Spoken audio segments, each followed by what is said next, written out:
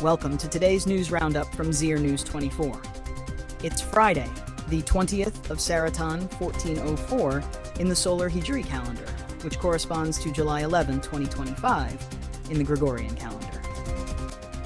I'm Dominic White, and here are the most important national and international stories of the day. Let's begin with our top stories. Mullah Hassan Akhund has reacted strongly to Iran's recent behavior toward Afghan refugees. In a statement released by the presidential office, Mullah Hassan called on Iranian authorities to refrain from violating refugee rights and from treating them with contempt. He stressed that Iran must respect the dignity of Afghan migrants during the deportation process and uphold principles of good neighborliness. His remarks come amid a growing number of reports highlighting Iran's harsh deportation measures. Many deportees are returning in extremely poor conditions. On social media, videos showing Iranian civilians mistreating Afghan refugees have sparked outrage across Afghanistan. Afghanistan's acting foreign minister, Molvi Amir Khan Muttaqi, met with Kazakhstan's foreign minister, Murat Nurtlu. According to a statement from the Ministry of Foreign Affairs, the two discussed strengthening bilateral ties, expanding economic cooperation, exploring regional opportunities, transit projects, and enhancing political understanding. Muttaqi expressed hope that the current momentum would lead to long-term and stable cooperation. He emphasized that the time has come to turn positive engagement into solid partnerships. Nurtlu, for his part, expressed Kazakhstan's commitment to deeper political, economic, and academic collaboration with Afghanistan. They also touched on the Torgundi-Herat Railway, confirming that technical teams from both countries will continue working together. Doctors Without Borders, MSF, has voiced deep concern about Afghan refugees in Pakistan. In a recent statement, MSF revealed that many Afghan refugees in Balochistan are avoiding healthcare facilities out of fear of being deported. During a visit to one of their clinics, refugees shared that they feel they cannot seek medical help because they fear arrest. MSF stated that this climate of fear has turned health access into a dangerous gamble and has had a direct negative impact on people's health. Many of these families have lived in Pakistan for decades and now live under constant stress. The organization also warned that Afghanistan's healthcare system is already under severe financial and logistical pressure and could collapse further if more refugees are sent back without support. The European Union has reiterated its support for the Afghan people. Marking World Population Day, the EU said it stands with Afghans, especially displaced persons, returnees, and refugees. The Union reaffirmed its commitment to improving the welfare of Afghan communities, addressing basic needs, and working toward a better future. The EU also acknowledged Afghanistan's vulnerability to drought and climate change, which continues to threaten the country's agriculture-based economy. The International Organization for Migration, IOM, has released alarming figures on deportations from Iran. According to its latest report, more than 264,000 undocumented Afghan refugees have been returned from Iran in just the past 9 days. Since the start of June, the total number has surged beyond 546,000, bringing the 2025 total to over 1 million. IOM warns that the situation is becoming increasingly critical and says it can currently reach only a small fraction, less than 10%, of returnees with emergency aid. The organization is calling for urgent support. Turning to developments in Gaza, Israeli forces continue to target doctors, nurses, and healthcare facilities in ongoing airstrikes. These attacks are being described by legal and humanitarian experts as blatant violations of international humanitarian law. In just the first few days of July, 2 senior doctors, Dr. Marwan al-Sultan and Dr. Musa Kafaja, were killed along with members of their families. Dr. Marwan, head of the Indonesian hospital and one of Gaza's last senior specialists, was killed on July 2nd with his wife, daughter, sister, and brother-in-law. 3 days later, Dr. Musa Kafaja of Nasser Hospital was killed in a tent with his wife and 3 children. Gaza's health ministry reports that since October 2023, over 1,580 medical workers have been killed, and more than 180 are in Israeli detention. The World Health Organization has recorded 734 attacks on medical infrastructure. Medical leaders such as Dr. Omar Farwana, Dr. Ahmad al-Muqaddam, and Dr. Adnan al-Barsh, some tortured and killed in detention, are among the many lives lost. These killings aren't just targeting people, but Gaza's ability to survive and recover. Lubna, the only surviving daughter of Dr. Marwan, said in a statement, "Enough. Stop this war."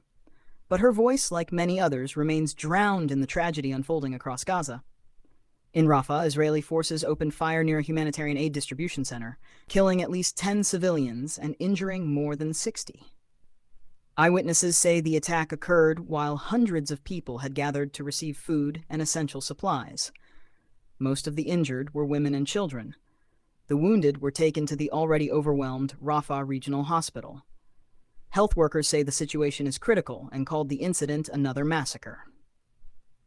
Human rights organizations are urging the international community to take urgent steps to protect lives in Gaza, where civilians continue to suffer under war, hunger, and mass displacement. In Bosnia, the people of Srebrenica marked the 30th anniversary of the 1995 genocide. More than 8,000 Bosnian Muslims, mostly men and boys, were massacred by Bosnian Serb forces in a United Nations-declared safe zone. Survivors continue to search for remains of their loved ones.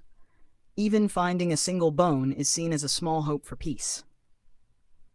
Mirzeta Karic, who lost her father, brother, and 50 relatives, said, "I've endured everything, but burying just my father's jaw will be the hardest." The wounds from those cold days of war, hunger, and violence remain fresh.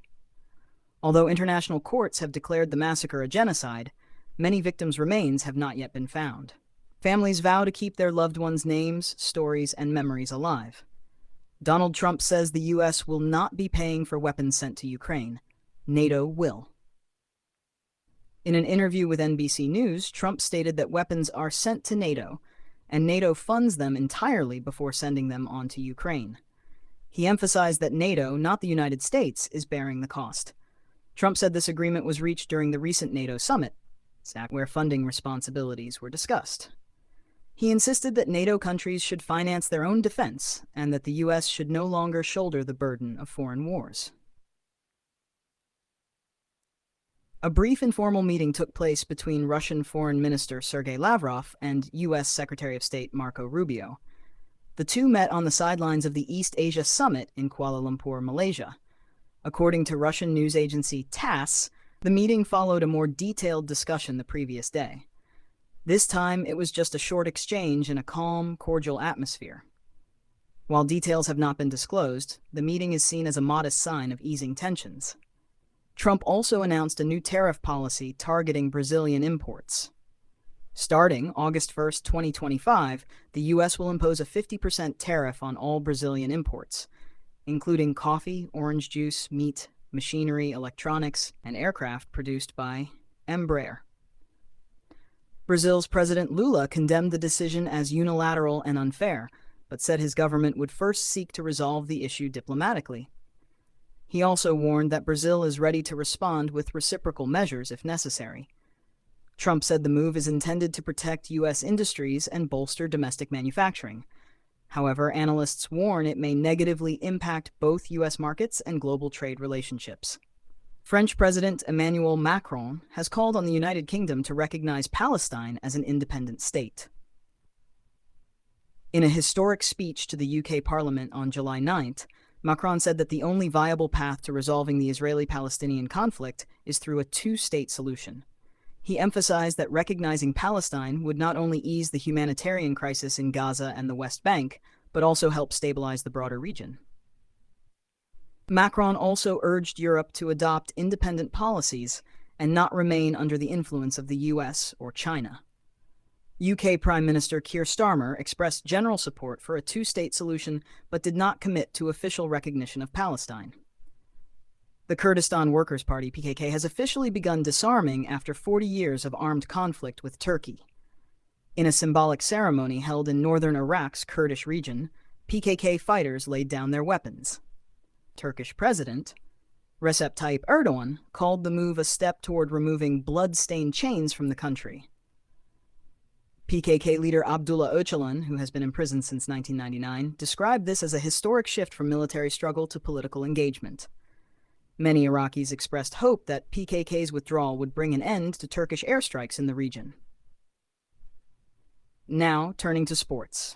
In Shajoy district of Zabul, a local football tournament concluded with Istiklal A team winning the championship after defeating Shahine by 2-0 in the final. Meanwhile, in Dawlatiar district of Gor, the First Division League began with 12 teams competing.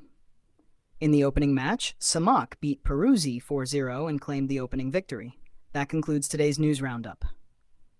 Follow us on social media, Facebook, Instagram, X, and YouTube at ZeerNews24. Until our next broadcast, take care and stay informed. This is Zeer News 24, truth clearly reported.